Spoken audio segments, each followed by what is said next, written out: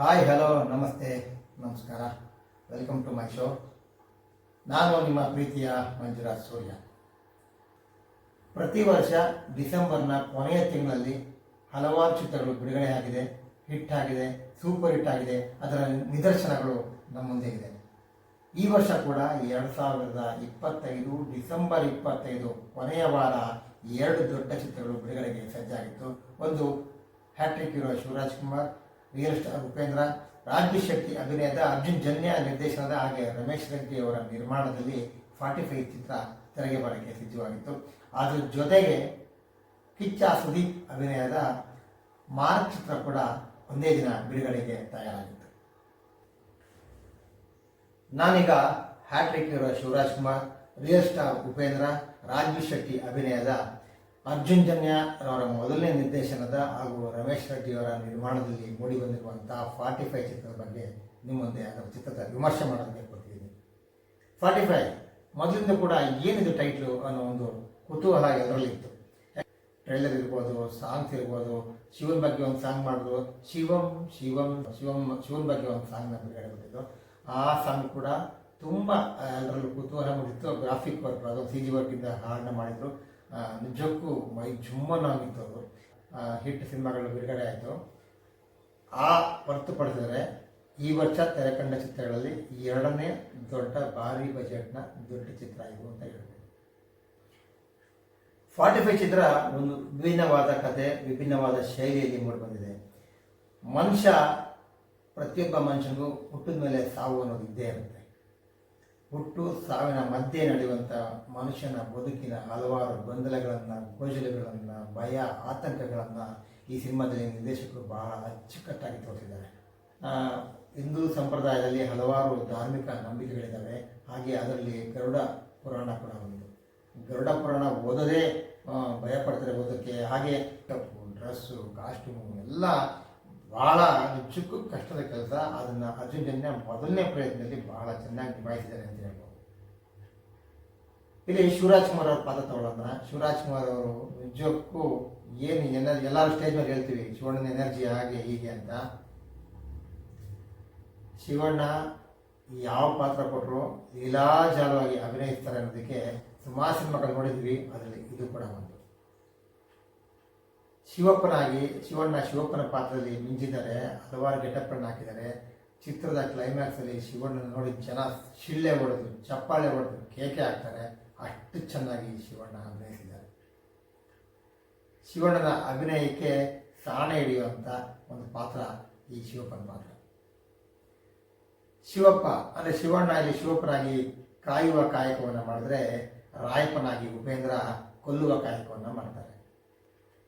ಈ ಕಾಯುವ ಮತ್ತು ಕೊಲ್ಲುವ ಇಬ್ಬರ ನಡುವೆ ಒಬ್ಬ ಸಾಮಾನ್ಯ ಮನುಷ್ಯನಾಗಿ, ಒಬ್ಬ ಸಾಫ್ಟ್ವೇರ್ ನೌಕರನಾಗಿ ರಾಜು ಶೆಟ್ಟಿ ಬಹಳ ಚೆನ್ನಾಗಿ ಅಭಿನಯಿಸಿದ್ದಾರೆ. ರಾಜು ಶೆಟ್ಟಿ ಅವರು ಚಿತ್ರದ ಪ್ರಾರಂಭದಲ್ಲೇ ಒಂದು ಆಕ್ಸಿಡೆಂಟ್ ಮಾಡ್ತಾರೆ. ಆ ಆಕ್ಸಿಡೆಂಟಿಂದಾಗಿ ಅವರು ಒಂದು ದೊಡ್ಡ ಕಷ್ಟ ಸಿಗುತ್ತಾರೆ. ಯಮನ್ಗೆ ಕನಿಕರ ಇರಲ್ಲ, ಯಾವುದೇ ಕರುಣೆ ಕೂಡ ಇರೋದಿಲ್ಲ. ಆತನಿಗಿರೋದು ಒಂದೇ ಧರ್ಮ, ಕರ್ಮ. ಮನುಷ್ಯ ಏನು ಪಾಪಗಳನ್ನು ಮಾಡ್ತಾನೆ ಅದಕ್ಕೆ ತಕ್ಕನಾಗಿ ಕರ್ಮಗಳ ಅಂತ ಒಬ್ಬ ಕ್ರೂರ ಮನುಷ್ಯ ಯಾರಿಗೂ ಎದುರಲ್ಲ. ಅವ್ರನ್ನ ಎದುರಾಕೊಳ್ಳೋಕ್ಕೆ ಯಾರಿಗೂ ಸಾಧ್ಯನೇ ಇರೋದಿಲ್ಲ. ಆದರೆ ರಾಯಪ್ಪ ಎದುರೋದು ಒಬ್ಬನಿಗೆ, ನಮ್ಮ ಶಿವಪ್ಪ. ಹೌದು, ಹ್ಯಾಟ್ರಿಕ್ ಹೀರೋ ಶಿವರಾಜ್ ಕುಮಾರ್ ಶಿವಪ್ಪನ ಪಾತ್ರದಲ್ಲಿ ರಾಯಪ್ಪನ ಎದುರು ನಿಲ್ತಾರೆ. ಒಂದು ಕಡೆ ವಿನಯನ ಬದುಕಿಸ್ಬೇಕು, ಆ ಸಾವಿನಿಂದ ದಾಟಿಸ್ಬೇಕು. ವಿನಯನ್ ಸುಮ್ಮನೆ ಕೂತ್ಕೊಳ್ಳೋದಿಲ್ಲ. ಸುಮಾರು ಜನ ರೌಡಿಗಳನ್ನೆಲ್ಲ ಮೀಟ್ ಮಾಡ್ತಾನೆ. ಆ ರೌಡಿಗಳಿಗೆಲ್ಲ ರಾಯಪ್ಪ 45 ಗಡುವು ಕೊಟ್ಟು ಕೆಲವು ಸಾಯಿಸೇ ಬಿಡ್ತಾರೆ. ರಾಯಪ್ಪ ಅಂದರೆ ಎಲ್ಲರಿಗೂ ಭಯ, ನಡುಕ. ಅಂತ ಒಂದು ಪಾತ್ರಕ್ಕೆ ಎದುರಾಗಿ ನಿಲ್ಲೋದು ಶಿವಪ್ಪ. ಇಂಟರ್ವಲ್ವರೆಗೂ ಸಿನಿಮಾ ಸ್ವಲ್ಪ ಮಂದಗತಿಯಲ್ಲಿ ಸಾಗುತ್ತೆ. ಅಂದರೆ ಮಂದಗತಿಯಲ್ಲಿ ಯಾಕೆ ಅಂದರೆ ಪಾತ್ರಗಳ ಪರಿಚಯ ಮಾಡೋದು ತುಂಬ ದೊಡ್ಡದಾಗಿರುತ್ತೆ.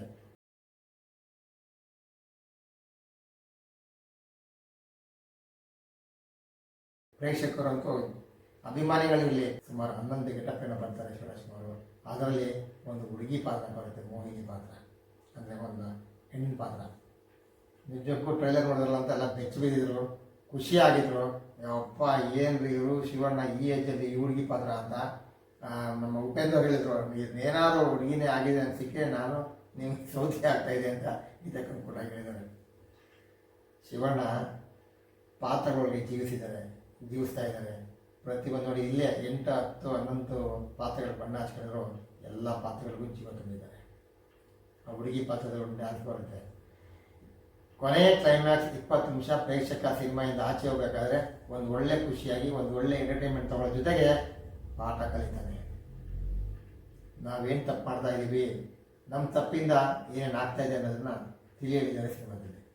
ಶಿವಣ್ಣನ ಪಾತ್ರ ಈ ರೀತಿ ಆದರೆ ಉಪೇಂದ್ರ ಅವರು ನಾನು ಆಗಲೇ ಹೇಳಿದೆ, ಅದ್ಭುತವಾಗಿ ನಟಿಸಿದ್ದಾರೆ. ಅವ್ರ ವಾಯ್ಸ್ ಮಾಡ್ಯುಲೇಷನ್ ಕೂಡ ಭಾಳ ವಿಚಿತ್ರವಾಗಿ ಮಾಡಿದ್ದಾರೆ. ಇದು ಸುತ್ತರನೇ ಭಾಳ ಸಾಧಾರಣವಾಗಿರ್ತಾರೆ, ಸಹಜವಾಗಿರ್ತಾರೆ. ಯಾವುದೇ ಅಮ್ಮು ಬಿಮ್ಮು ನಾನು ಪ್ರೊಡ್ಯೂಸರು ಹಾಗೆ ಹೀಗೆ ಏನೋ ಅಂತ ಯಾವುದೇ ಬಿಲ್ಡಪ್ ಇರೋದಿಲ್ಲ. ಎಲ್ಲರ ಜೊತೆ ಬರೀತಾರೆ, ಎಲ್ಲರೂ ಪ್ರೀತಿಯಿಂದ ಮಾತಾಡಿಸ್ತಾರೆ. ಅದಕ್ಕೆ ಚಿತ್ರರಂಗದ ತುಂಬ ಜನ ಹೇಳೋದು ಅವ್ರು ಗೆಲ್ಲಬೇಕು ಅಂತ. ಅರ್ಜುನ್ ಜನ್ಯ ಮೊದಲನೇ ಚಿತ್ರ ಅವ್ರಿಗೆ ಕೊಡುವಂಥ ಅವಶ್ಯಕತೆ ಅಲ್ಲಿತ್ತು, ಯಾಕೋ ಮನಸ್ಸು ಮಾಡಿಲ್ಲ. ಉಳಿದರೆ ಭಯವಿಲ್ಲ ಅನ್ನೋ ಹಾಗೆ ಇಲ್ಲಿ ರಾಜ್ಬಿ ಶೆಟ್ಟಿ ವಿನಯ್ ಪಾತ್ರಕ್ಕೆ ಶಿವ ಒಲಿತಾನೆ, ಆದರೆ ರಾಯಪ್ಪ ಒಲಿತಾನೆ. ಈ ಶಿವಪ್ಪ ಮತ್ತು ರಾಯಪ್ಪನ ಮಧ್ಯೆ ವಿನಯ್ ಏನಾಗ್ತಾನೆ, ಅವನು ಮಾಡಿದ ತಪ್ಪಾದರೂ ಏನು? ಹಾಗೆ ಆತ್ಮಗಳು ಸತ್ತ ಮೇಲೆ, ಮನುಷ್ಯ ಸತ್ತ ಮೇಲೆ ಆತ್ಮಗಳು ಏನಾಗುತ್ತೆ, ಅವ್ರಿಗೆ ಯಾವ್ಯಾವ ಶಿಕ್ಷೆ ಕೊಡ್ತಾರೆ? ಈ ರಾಯಪ್ಪ ಮತ್ತು ಶಿವಪ್ಪನ ಹೋರಾಟ ಯಾಕೆ? ಸಿನಿಮಾದ ಕೊನೆಯಲ್ಲಿ ಏನು ಮೆಸೇಜ್ ಕೊಟ್ಟಿದ್ದಾರೆ? ಈ ಎಲ್ಲ ಹಲವಾರು ಗೊಂದಲಗಳಿಗೆ, ಹಲವಾರು ಪ್ರಶ್ನೆಗಳಿಗೆ ಸಿನಿಮಾ ನೋಡಬೇಕಾಗುತ್ತೆ. ಒಟ್ಟಲ್ಲಿ ಹೇಳಬೇಕಂದ್ರೆ ವರ್ಷದ ಕೊನೆಯಲ್ಲಿ 2025 ಡಿಸೆಂಬರ್ 25 ಬಿಡುಗಡೆಯಾದಂಥ ಈ ಒಂದು 45 ಚಿತ್ರ ನಿಜಕ್ಕೂ ನಿಮ್ಮೆಲ್ಲರಿಗೂ ಇಷ್ಟ ಆಗೇ ಆಗುತ್ತೆ. ಪ್ರೇಕ್ಷಕ ಪ್ರಭುಗಳು ಬಯಸೋದೇನು ಹೇಳಿ, ನಾವು ಕೊಟ್ಟ ಕಾಸಿಗೆ ಒಂದು ಒಳ್ಳೆ ಎಂಟರ್ಟೈನ್ಮೆಂಟ್ ಸಿಗಬೇಕು, ಒಳ್ಳೆ ಮನೋರಂಜನೆ ಸಿಗಬೇಕು, ಒಳ್ಳೆ ಸಿನಿಮಾ ನಾವು ನೋಡಬೇಕು. ಇಂಥ ಒಂದು ಒಳ್ಳೆ ಸಿನಿಮಾ ನೋಡಿದ್ವಿ ಅನ್ನೋ ಖುಷಿ ಕೂಡ, ನೆನಪು ಕೂಡ ಇರಬೇಕು. ಹೊಸ ವರ್ಷ ಎಂಟ್ರಿ ಆಗ್ತಾ ಇದೆ. ಆ ಹೊಸ ವರ್ಷ ಗುಂಗಲ್ಲಿ ಈ ಚಿತ್ರ ನಿಜಕ್ಕೂ ಸೂಪರ್ ಹಿಟ್ ಆಗುವಂಥ ಎಲ್ಲ ಲಕ್ಷಣ ಕಾಣ್ತಾ ಇದೆ. ಪ್ರೇಕ್ಷಕ ಕೊಟ್ಟ ಕಾಸಿಗೆ ಯಾವುದೇ ಮೋಸ ಆಗಲ್ಲ, ಒಂಥರ ಡಬಲ್ ಧಮಾಕ ಅನ್ಬೋದು. ಯಾಕೆಂದರೆ ಕೊಟ್ಟ ದುಡ್ಡಿಗೆ ಬೋನಸ್ಸು. 3 ಜನ ಹೀರೋಗಳು ತೆರೆ ಮೇಲಿದ್ದಾರೆ. ಹಲವಾರು ಗ್ರಾಫಿಕ್ಸ್ ಗಿಮಿಕ್ಗಳಿದ್ದಾವೆ. ಗ್ರಾಫಿಕ್ಕಿಂದ ಹಲವಾರು ವಿಷಯಗಳನ್ನು, ಹಲವಾರು ರೂಪಕಗಳನ್ನು ತಂದಿದ್ದಾರೆ. ಒಬ್ಬ ಹೊಸ ನಿರ್ದೇಶಕ ಕನ್ನಡ ಚಿತ್ರಗಳಿಗೆ ಕೊಡುಗೆಯಾಗಿ ಬರ್ತಾ ಇದ್ದಾರೆ. ಇದೊಂದೇ ಅಲ್ಲ, ಎಲ್ಲ ಸಿನಿಮಾಗಳು, ನಿಮ್ಮ ಸಿನಿಮಾಗಳು, ನಿಮ್ಗಾಗಿ ಬರ್ತಿದ್ದ ಕನ್ನಡ ಸಿನಿಮಾಗಳು ನೀವೆಲ್ಲ ಗೆಲ್ಲಿಸಿ ಅಂತ ಈ ಮೂಲಕ ಕೇಳ್ಕೊಳ್ತೀನಿ. ನಮಸ್ಕಾರ.